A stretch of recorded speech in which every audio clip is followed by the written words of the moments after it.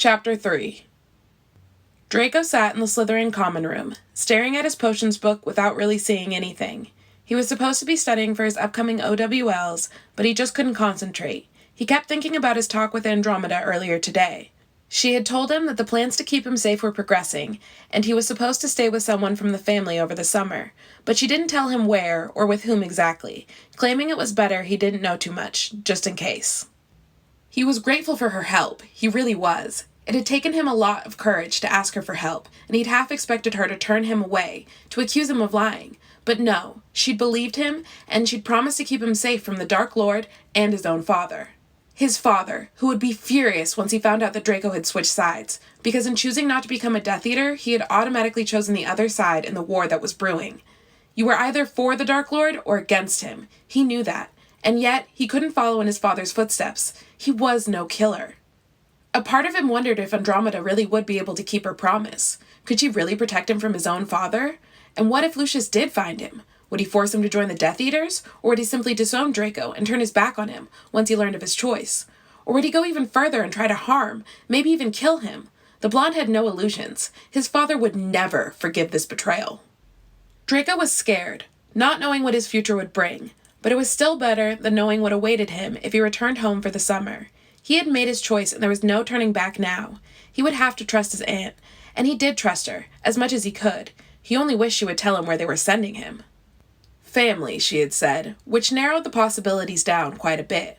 While most pureblood families were related somehow, he didn't think she meant a distant relative, and there weren't many closer relatives who kept in touch with Andromeda after she married a mudblood. There also weren't many who might be willing to take him in and draw his father's wrath upon themselves. She had most likely been talking about her own family, her husband and her daughter, which actually didn't sound so bad. While Draco's father would shudder at the thought of his son staying in the house of a mudblood, Draco found that he didn't mind so much. He didn't really remember Andromeda's husband from his brief stay when he was a boy, but at least the man had never shouted at him or hit him, and Nymphadora had been kind of cool. He remembered the girl changing her appearance to amuse him, while he requested the most outrageous things. Once she had even turned her hair rainbow-colored. The memory made him smile. Maybe it wouldn't be so bad. But there was still his mother to think of. Andromeda had decided to contact her sister a few days before the end of term, so Narcissa wouldn't let something slip to her husband. While Draco was furious that she wanted to wait so long, he could understand her qualms. He knew how devoted his mother was to his father, and how scared she was of him. He could only hope that she would listen to her sister, that she would be brave enough to leave his father for good this time, if not for her own sake, then for him.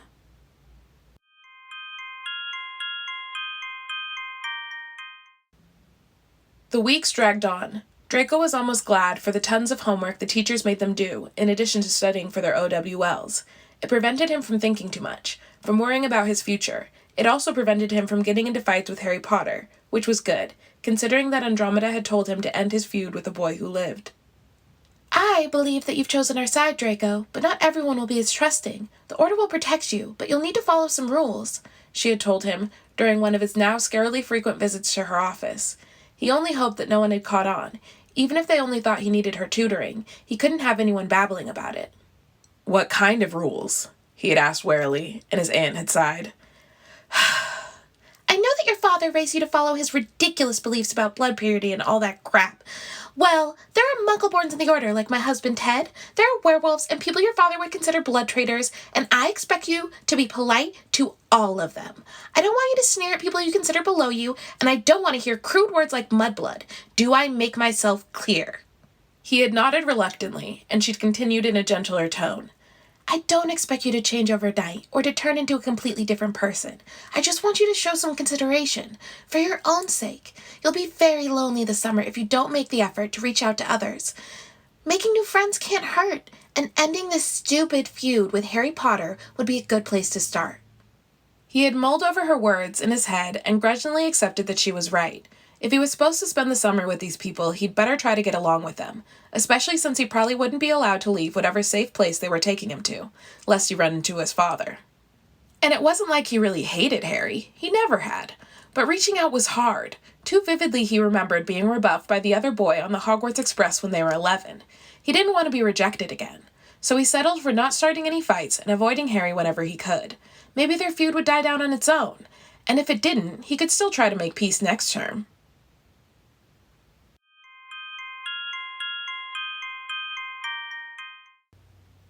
During the last few weeks of the term, time suddenly seemed to go by much faster. Most fifth years didn't register much besides their immense workload and studying for their OWLs. Umbridge was introducing new rules and proclamations every other week, each one more outrageous than the last. Draco took Andromeda's advice and stayed out of her way, keeping his head down in order to avoid suspicion. Rumors were flying through the corridors that the Ministry was trying to get rid of Dumbledore, but as always, the old headmaster seemed invincible. There was also a loud ruckus when the Weasley twins finally decided they'd had enough of studying and left the school with a bang that had Umbridge reeling for days afterward. And then the time was up, and the fifth years had to sit their OWLs.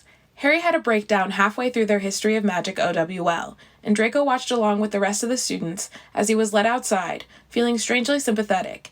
He was relieved when Harry was back for dinner, looking a little shaken but otherwise fine, claiming that it had just been the stress. Draco was half listening to Pansy Parkinson make fun of Potter, wondering what the Daily Prophet would write about his newest breakdown. He chose not to comment, instead taking a sip of his pumpkin juice, which tasted a bit strange. He shrugged it off and tried to follow the conversation, when he suddenly started feeling lightheaded. He heard Pansy asking if he was all right, but her voice seemed to come from far away. He grabbed for his glass again, but missed and knocked it over. Getting up, he swayed on the spot. He had no idea what was wrong with him. His vision was tunneling, and he couldn't understand a word his friends were saying. He tried to take a step back, but the world lurched and he fell, fainting before he even hit the floor.